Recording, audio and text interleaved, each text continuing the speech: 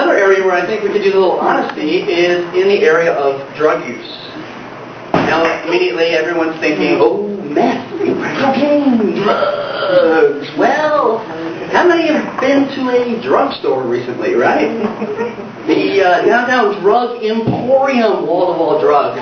A mini Walmart of drugs. So, we are all drug users in this society.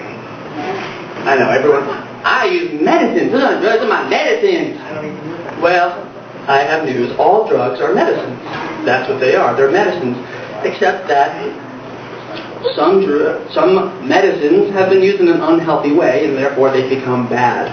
But I believe any medicine can be used in an unhealthy way. We've all heard of cough syrup binges.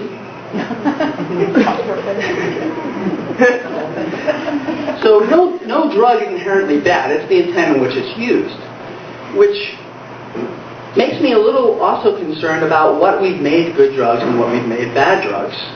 For instance, there's a certain plant that's gotten a really bad rap.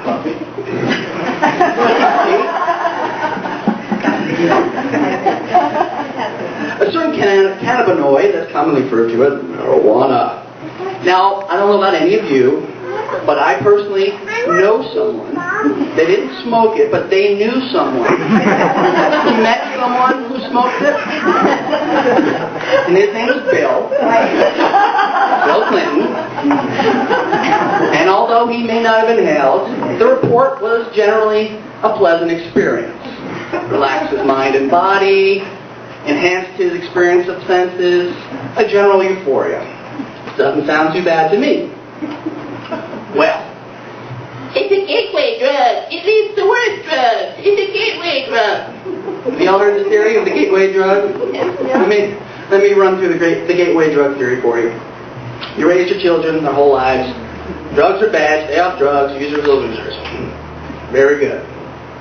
Then one day, they're a teenager and they go off to a party or a rock concert.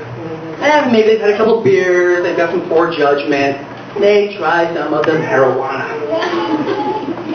What happens?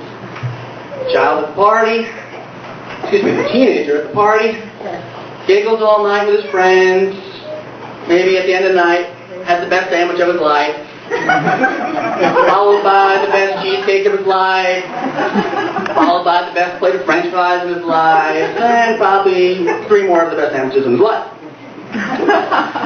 The kid at the rock concert experiences the music as vibration, recognizes himself to be vibration perhaps, realizes, wow, the music is unifying all of us in one cosmic moment known as now.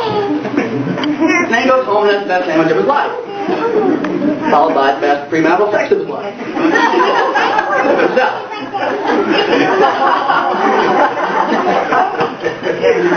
But in any case, he has a generally good time and is forced to reevaluate all he's been told about drugs. Drugs are bad? Wasn't so bad. Maybe all drugs are good. I'll try some other drugs. That's the gateway theory. Here's my solution. Call it what it is. It is a medicinal herb. It's a plant. It's like aloe. Then the kids come home from the rock concerts and the parties, and what? They're going bonkers for herbs, right? It's a gateway herb. And the kids are going nuts. They're popping pills of echinacea. Out of their lockers in school, they're selling some calendula salve, On weekends, heading out to the woods, do some drinking with some Neville's tea.